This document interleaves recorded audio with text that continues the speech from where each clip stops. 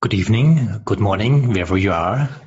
My name is Thomas Steininger. I welcome you to Radio Evolve, our global webcast for consciousness and culture. And I'm very happy to have here in the program, live from Los Angeles, Juanita Brown. Juanita, you are here? Yes, I'm here, and I'm actually here from North Carolina, from the mountains of North Carolina. You are North Carolina. Fantastic. Yes. Juanita, I'm so happy to have you here. May I just say some words for maybe some people in the audience who don't know you? Juanita Brown is an organizational strategist and dialogue host with leaders in business and industry, government and educational institutions, healthcare organizations, and community service agencies in the United States, Latin America, Canada, Europe, and also in the Pacific Rim. With her partner, David Isaacs, Juanita is also the co-originator of the World Café, a pioneering approach to strategic dialogue being used in multi-sector and multi-stakeholder settings around the globe. Her book, The World Café, co-authored also with David Isaacs and the World Café community, has been translated into 10 languages and has also been released in mainland China. Juanita, that's quite a spread of your work around the globe. And when we talked before the broadcast, I said I really would like to start this webcast to hear the story of the World Café. How did it come about? How did this amazing program start? And how did you and your partners develop this amazing form of dialogue? Well, actually the story begins a long time before the World Café itself was born, but it bears a lot on what happened later with the World Café. So I'll take a moment or two to share that with you. I come from a long line of women organizers. My adopted grandmother was a resistance fighter in World War II. She then was exiled to Mexico and started an environmental effort to save the rainforest in southern Mexico. And at her dining room table, which was an old seminary, one of those old Latin-style homes in southern Mexico, she had so many different kinds of people all sitting at the dining room table. And being a part of that as a teenager was an extremely important experience in my life. And even though she was someone I adopted as my grandmother when I was a teenager, my mom also adopted her because my mother had been an activist. And in the era of civil rights, right before I went to Mexico, we had crosses burned on our lawn when I was a child. And so it was only natural that I then became a child of the 1960s, working with Cesar Chavez, and who was the Martin Luther King of Mexican Americans. And it was in the house meetings there, the dialogues in the house meetings among agricultural workers, actually, on tattered kitchen in tattered kitchens, eating beans and tortillas, where people were asking, what if only we could better our lives, if only something could be better for us? And from all of those conversations came their what ifs. What if we did this? What if we organized? And then the why nots. Why not try it? And it was those conversations I began to realize much later, that those conversations are what enabled ordinary people to achieve extraordinary results. And then through the 80s and 90s, my life took me in a totally different direction, into the corporate consulting world and out of the community organizing and let's call it social activist world.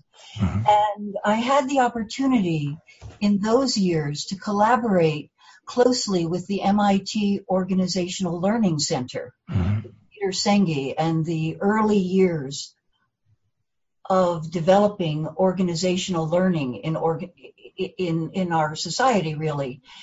because that was being introduced by MIT and the companies and organizations that were part of that. And as part of that MIT Dialogue project, we hosted a global conversation with folks from 7 or 8 countries in our home in Mill Valley, actually, in California. We later moved here to the mountains of North Carolina, where my family had purchased a farm. But it was in that gathering that by accident, the World Café was born. And what happened there really set the pattern for the whole next 20-some years of the amazing spread of this very simple way of hosting dialogue, which allows people to sit at small tables of 4 or 5 people and then begin a conversation that might be considered like a progressive dinner party of the mind and the heart. Mm-hmm. You begin with an individual conversation, and then people travel carrying in various rounds of conversation. They begin to mix and match across the room in several rounds of conversation, carrying the ideas from one conversation to the next. And that way you develop a living network of conversations. And from that, very unexpected and oftentimes very life-affirming ideas begin to reveal themselves. And right after the World Café was born in our living room, we had a dear colleague of ours from Denmark was part of that. And we were so surprised at what had happened in the room there that we sat down to try to understand the dynamic that had gone on. And Finn said something then that has stuck with me all these years as we began to expand this work and to experiment. He said, the World Café is a structure of consciousness that has been born into the world for world service in these times. And it was that impetus that began our work with the World Café. It began with 24 people in our living room. That's an amazing story. And I really would like to jump in and hear a little bit about your idea or your vision of this World Café. You are describing the process in a very short way. Basically, you have this conversations at small tables, 5 or 8 people, and then people change from different tables to different tables. So the conversations on different tables in the same room start to mix. And you said that there's something starting that you call a network of conversation. And you also mentioned that what is happening with the World Café is something like a structure of consciousness. Can you tell us a little more? What is this network of conversation? What is this structure of consciousness that you're talking here? Yes. It took us some time, and me actually once we realized that this very simple pattern of several rounds of conversation, a group harvest, and pulling forward the essences of the conversation that have emerged collectively through these iterating rounds of conversation, we began to try to understand what happens when what we came to call the magic in the middle. Mm-hmm. What happens when you begin to experience a collective intelligence beginning to become aware of itself? And how that happens, let me just say specifically, let's say that we have, and you can do this with 1,000 people. It has been done with many thousands at a time. But let's imagine that we only have 6 or 8 tables, right? Mm-hmm. So that we can see it in a small size. And we begin a conversation, and then at the end, let's say, of 20 or 30 minutes, one host will stay at the table, and and people will be writing on their tablecloths, mm-hmm. making graphic notes and key ideas on the tablecloths. That's how come we came to call it a cafe, because the first World Café ended up to look like a little cafe, right? I see. And After a round of conversation, one host will stay at the table and the other 3 or 4 people will travel to different tables. And if I am a host, I am receiving 3 new people at my table. And I'm sharing from the tablecloth that we've all created together what have been some of the essential ideas. And then those who have come from another table, they will begin to say, oh, well, at my table, we were talking about this, and that connects over here. And they'll put a line and draw what they were thinking, how it connects. And then another person will say, you know, we were talking about something completely different, and here was the gem from that. Well, that will get added. And then maybe the next person will say, oh, that made me think of something else. And they will add it. And little by little, as you do, then, for example, a next rotation, either leaving the same host or at times a new host will stay and people will continue to travel. What that does is that over several iterative rounds of conversation, and we only discovered this in our research, a woman told me that she thought when the magic in the middle begins to happen, that it softens the boundary between the me and my ideas and the we and our ideas. And therefore, we're asking people to listen not only to each other, as we do in normal communication skills, but we're asking everyone to listen into the center, to notice what's revealing itself among us all, not just my idea or your idea. Let me ask a little more. I'm really intrigued by the word that you're using here, the magic in the middle. And not just listening to each other's ideas, but listening what's happening between us. That sounds a little mysterious, because of course there are people who are just uttering the ideas, and I'm hearing you and you're hearing me and someone is hearing us in which way ever. But you're saying there's something other also happening. There's a third element in this conversation. Yes. And this element is happening in the middle and is happening between us. How should we imagine this? What is this, what you're talking about here? Well, it's actually there are several ways, I think, of explaining it. One is a scientific, the scientific explanation as it relates to the theory of cognition, which is at a certain point, let's call it even in a single brain, when the density of connections begins to get to the optimum level, you begin to see patterns and notice patterns in a different kind of way. That also happens at least that's what we think is happening in a collective setting, which is that because of both the network dynamics as well, and then what happens is when that's at a critical juncture of the network phenomenon, then what we call emergence begins to happen.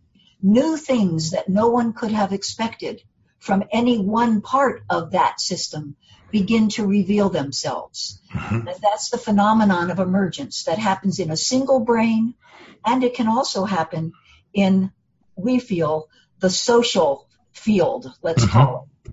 And so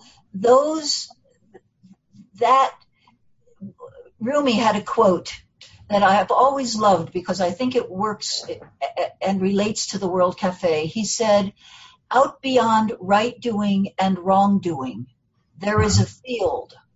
I will meet you there.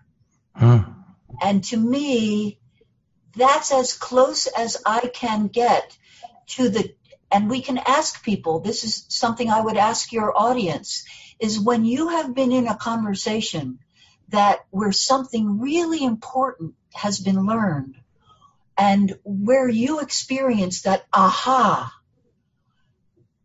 it's hard to describe that moment, but you know that it's there when it happens. And that's what also happens in a room. But there are a lot of people. That's amazing. And what you are describing here, and correct me if I'm wrong, because I think that's quite phenomenal. Basically, you're describing consciousness in a way that consciousness is not just happening in our own brain, in our own consciousness, that consciousness is something that is not just in the individual, but is also in the field between the individual. To understand you right, is that a way to describe what you're saying? Well, that to me is the fundamental. For example, one of the great, I would call one of our great teachers is Humberto Maturana, who is a Chilean cognitive scientist. And he describes how our realities, the world we know, evolves through the networks of conversation in which we participate.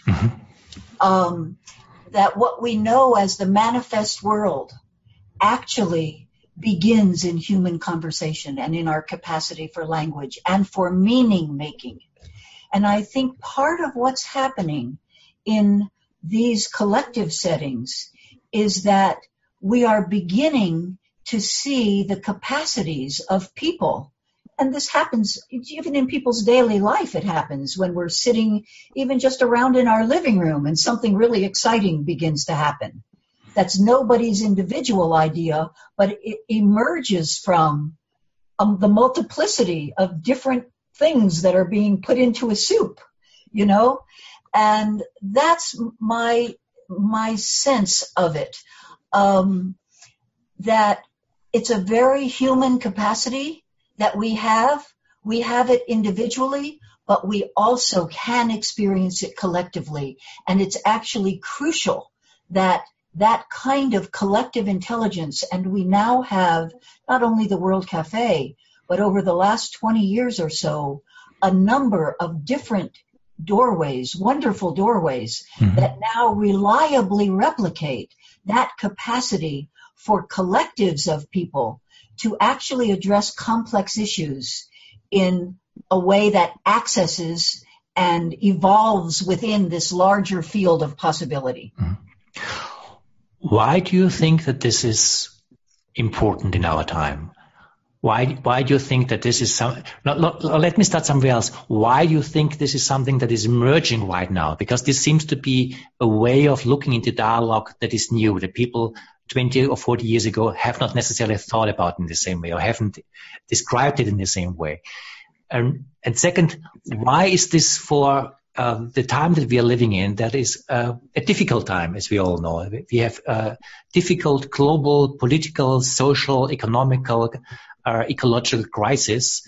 There's a lot of dispute. There's a lot of confrontation worldwide. Why is this kind of process and this kind of collective intelligence that you are trying to promote with the World Café and other forms of dialogue, why is this an important social emergence that we are discovering right now here? Well, I can share that with you by sharing a moment of crisis in my own life that relates to these times. And then what I began to realize about the World Café and these other doorways into what I would call the central garden of these capacities, these collective capacities that we are discovering that we have together in terms of addressing very practical and very critical issues that we have. In 2004, I was in Miami with my family. And as I mentioned, my family was very involved in politics. And that was when George Bush, when we had all of there was a big, the election was contested and George Bush got elected. And I was beside myself because my parents and all these elderly people had been at the polling stations, you know, working in the election and all of that. And I was so despairing of what would be our future as a country. And in that moment, I then went back to California and I was thinking the world that we needed to be on the streets. We needed to be in adversarial organizing, you know, as I had done in my early years. it needed to be nonviolent, but we needed to have mass people in the streets. Mm-hmm.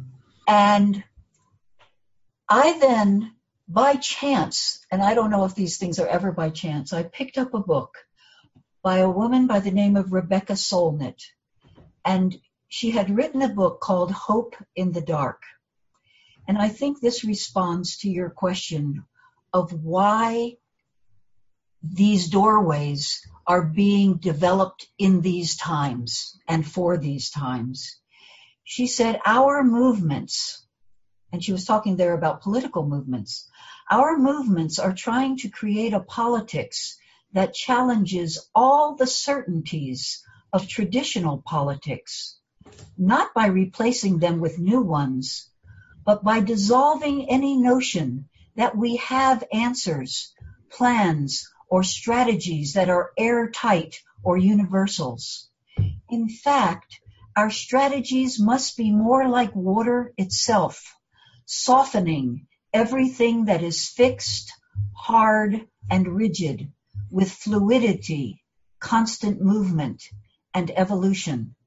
We are trying to build a politics of process.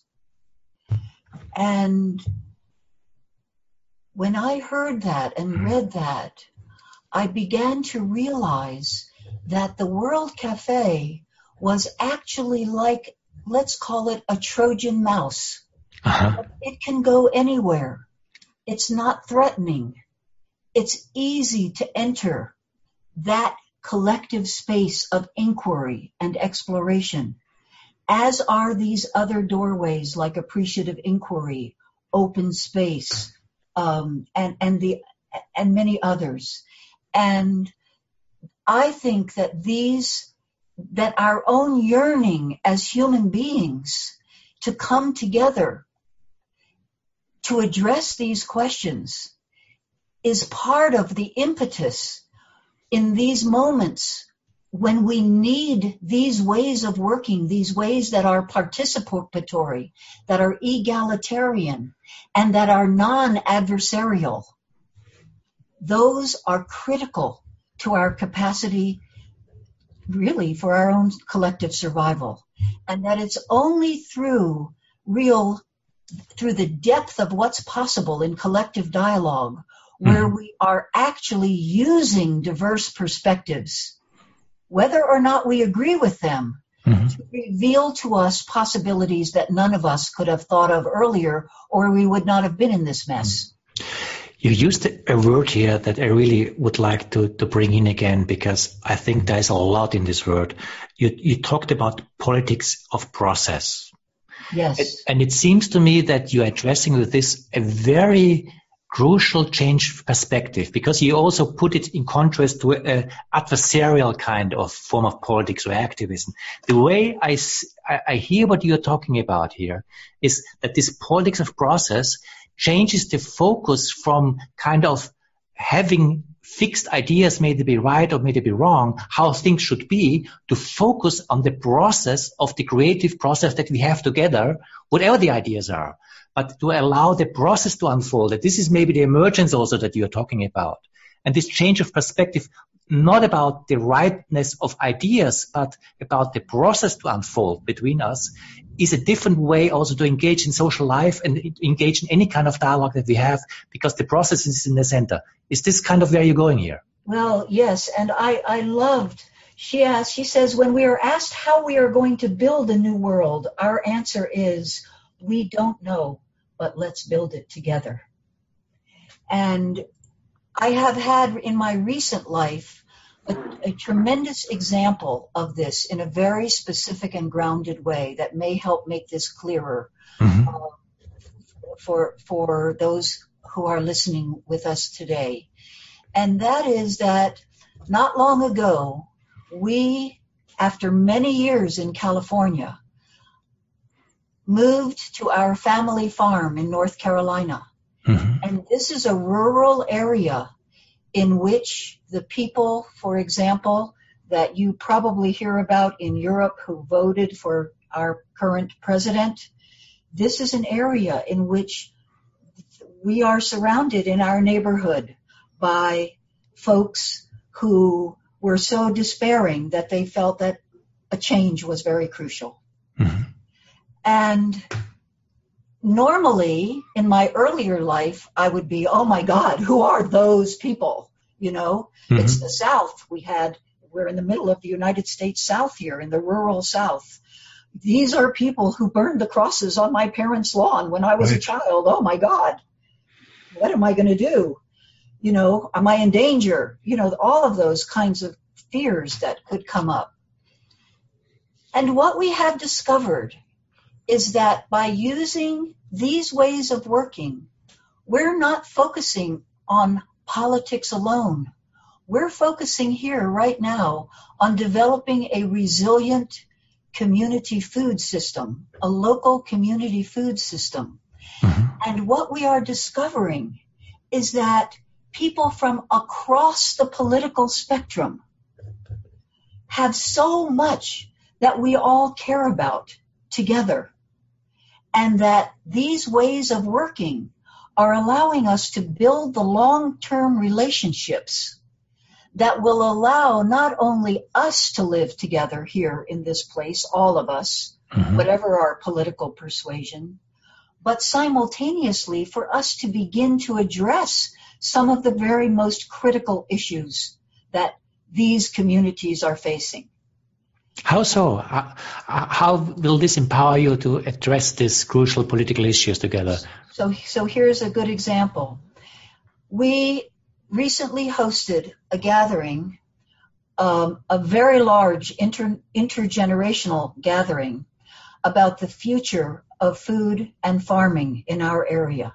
Mm-hmm. And here, no matter what political party you are from, or whether you have been here for generations, or whether you just arrived here from what the longtime people here called people from away. Mm-hmm. People love this place. What is it that people love? And as we began to listen to people's stories together, they began to discover that there is so much that they can do together, including, in our case, knowing critical ways we could work even with this political situation that we are in right now. In fact, taking advantage of that.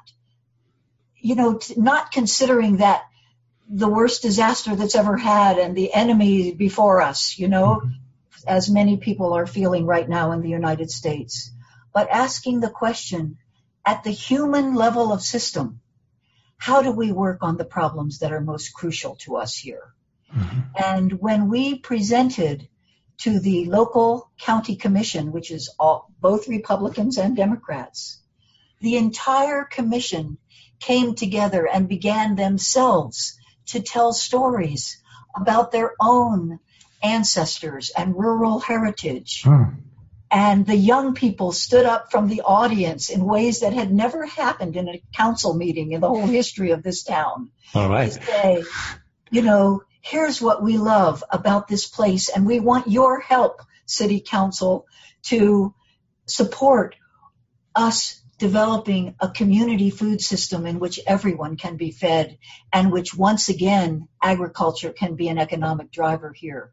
Mm-hmm. And that seems like a small example, but even in the most complex issues, people we find with these ways of working, again, the boundary between me and my interests and you and your interests begin to soften so that new ideas that none of us had ever thought of can reveal themselves. Mm-hmm. And that's what's happening here locally as well.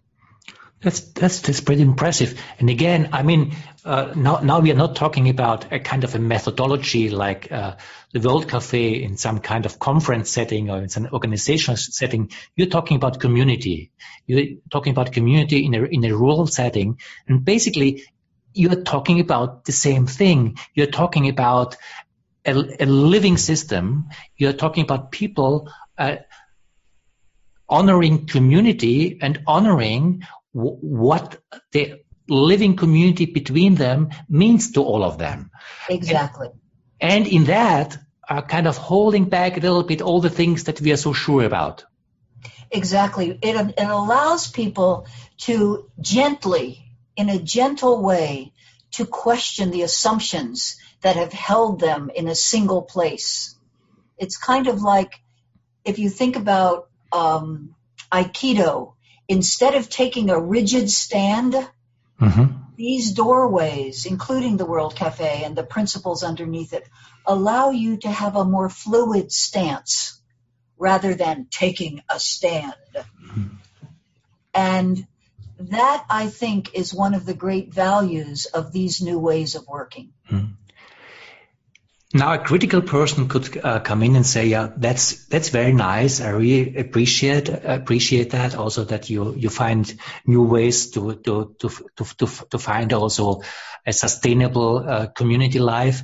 But is this more than just having a nice community? Is there something really where also, let's say, insight is happening, where people really come to a point where they go beyond their old ideas, where there's a coming together, there's an emergence of something that is new, that's important, that is really beyond our old structures of ideas. Is this a learning process, or is it just a nice of coming together?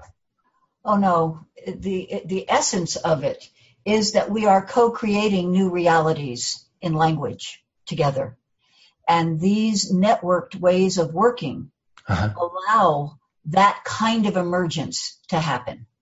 It's the living network that allows the unexpected ideas. And so if you use, for example, the World Café has 7 design principles, and whether you use a World Café or not, if you set the context clearly, why are we doing this? If you create a hospitable space, that people feel really comfortable in, if you frame and explore questions that matter, if you really invite each other's contribution, if you also listen deeply into the center for discoveries and insights and deeper questions, and as important, if you harvest and share those discoveries, that begins to set the framework within which even a conversation that is not structured as a World Café has a better chance of the new arising. Because when you connect and link diverse perspectives, which is another of the principles, that is when you begin to get and you begin to move the conversation around. That is when you begin to get these network effects, as well as if you were a person who followed David Bohm, the physicist, you might be what he would be calling accessing the implicate order, or a deeper level of intelligence that exists. Think about it like the internet. The internet exists with all of the knowledge that's available on it. But you need to tap into that internet. You need to hook in for you to have access to all of that. That is what these doorways begin to do. They actually allow you access. If you think about, Finn used to call it the life net, that when you access what David Bohm called and the physicists call the implicate order, you're actually tying into the life net. And the World Café is one of those ways of doing it. The life net meaning this larger potential of collective awareness that has always existed, but simultaneously what we have among us, because we are more intelligent together, really, than we are alone. That we are more intelligent together than we are alone seems to be the key element of what you're talking about. And also the way you phrased it before, I think really sheds a light on the core of what you're doing here. You said to connect and link diverse perspectives. Yes. And I think this seems to be the key element, because we have to honor And we all know that we are in a world, there are diverse perspectives, and there is no, if you're not living in a dictatorship, we have to live with these diverse perspectives. And there can be a confrontative dynamic of diverse perspectives. But if we connect and link them, there's the chance of an emergence of a higher integration of this. And it seems all the different settings that you're working with, in the community settings, in the settings of the World Café, is to allow this connection and this linkage between these perspectives, to allow something of a higher order to self-emerge in this. And this is what you're doing. Exactly. And whether we're doing it in the European Union or in Japan after Fukushima, or with corporate strategy, or with healthcare, or with police community relations, or with parent cafes, or in universities, it is when these diverse perspectives, no matter what realm it's in, people have diverse perspectives, you know, and if they are brought to bear in a constructive way, and if you have an appropriate structure for channeling those diverse lenses in an inquiry that enables people to focus on the questions that are emerging. What are the deeper questions? So, for example, when a person is standing on their, position, if you simply ask them, what's the question that's underneath that for you? You're so passionate about this. What is the question that you're wanting to resolve here? Immediately, the energy of that collective conversation begins to shift. Now, you're doing this since 20 years. And you're doing this in all kind of settings, in small community settings, in the rural US, in mainland China, in Japan, in the European Union. From your experience in this time, 10, 20 years, how is this response developing to this new kind of conversation? Do you experience a shift in the way communities are responding to this? Is there something where you feel something it's getting traction here, or is it something where you feel, no, we're just in the beginning? Or is it both? I would say it's both. And it's both because, first of all, we are getting incredible traction. There's no question. These ways of working have been well researched now. They are replicable. We know that they work. Now, we are watching and we did a big a keynote last fall with the International Organizational Development Network that does organizational strategy primarily in the corporate setting around the world. And the title of our talk was, and cafe conversation there was, what time is it? Are we cracking up or cracking open? And of course, we're doing both. And I feel very encouraged and excited by the way that many mainstream organizations have now adopted these ways of working because they know they work. At the same time, we're in a race against time on the planet. And so I feel people are waking up in ways that I could never have imagined. And we're also cracking up in ways I would never have imagined. And so for me, as a social change person my entire life, I feel like in a way, the real hope, and this is what gives me, it's not about the outcome. It's about the journey, because we don't know what the outcome is going to be. There are so many complex forces in the world right now.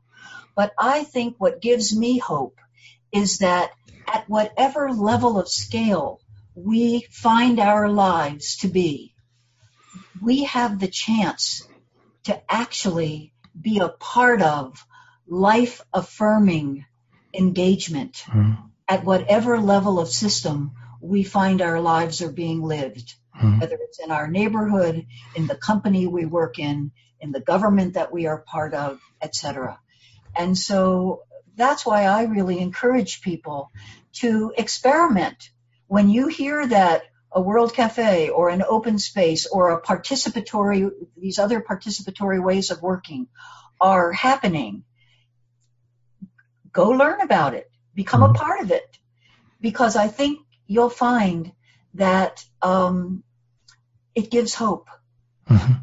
And there's a lot of also this level and type of conversation about what things people really care about, wherever they are working or living, is where our lives are lived.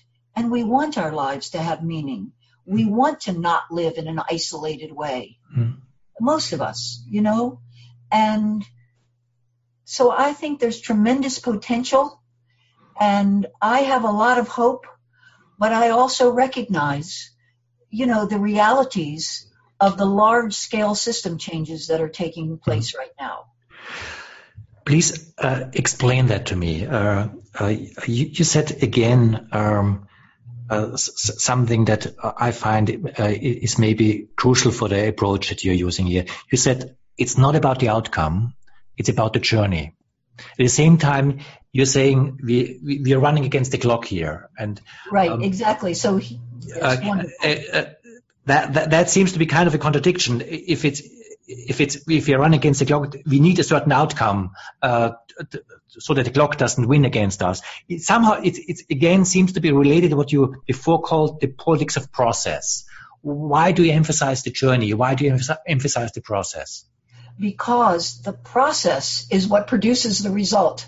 And if we are focused on the result, but we're using processes that divide us, that make us angry at each other, that fragment us, how are we going to get the results we hope for? And so to me, that is the crucial dimension. I am a corporate strategist by trade. I've done this for the last 30 years, focused on outcomes. And it's how we work that actually produces the outcomes. And whether we get outcomes that we like or outcomes that are not life-affirming. That's very fascinating. That's very fascinating, because somehow what you're saying here is also, and that's very much also related when you're emphasizing again and again, we don't know, and it's important not to know, that you trust more the intelligence of the process, the intelligence of the journey, than basically the intelligence that we bring to it. It has to do with this magic in the middle that you are talking in the beginning of our conversation, that the intelligence in the process, as long as we focus that the process is flowering, that the emergence is happening, intelligence will also bring the results. Is that the reason why I say focus on the process, don't focus on the results? Yes, I'm not saying don't have an intention. Intention is crucial. And intention is crucial because that's the context within which you're working. But simultaneously be open to surprise and use methods that enable surprising outcomes to be revealed. That's what we need these days, or else we would have resolved these issues a long time ago with the processes we did use in the past. That's very true. We're also slowly approaching the end of our time here. If people want to pursue the work, you do have a website. The website is very simple, www.theworldcafé.com. There is a lot of material of what you're doing. Is there any other internet resource or other resource that you would recommend people to visit, to look if they're interested in what you're doing, what you're bringing to the world here? Yes, I think they could look at our book, The World Café, Shaping Our Futures Through Conversations That Matter. And myself and David Isaacs co-authored that with the global World Café community. Fantastic. Juanita, I really thank you so much for sharing your experience and sharing what you brought with others to life here. And I think you're really tapping into an important paradigm shift. And in all the ways you talked about this magic of the middle, the emergence, the collective intelligence, the kind of coming in with intention, but also being ready for the miracle. In all of that is a change of consciousness and in a change of focus that maybe particularly also people who are interested in social change, as you have been all of your life, really find a resource to find new ways to create change. And I think you brought some of your experiences, and also you explained why your experiences work. So thank you very much for being with us. Thank you very much for sharing your experience here on Radio Evolve. Thank you so much. Thank you. Be well, everyone.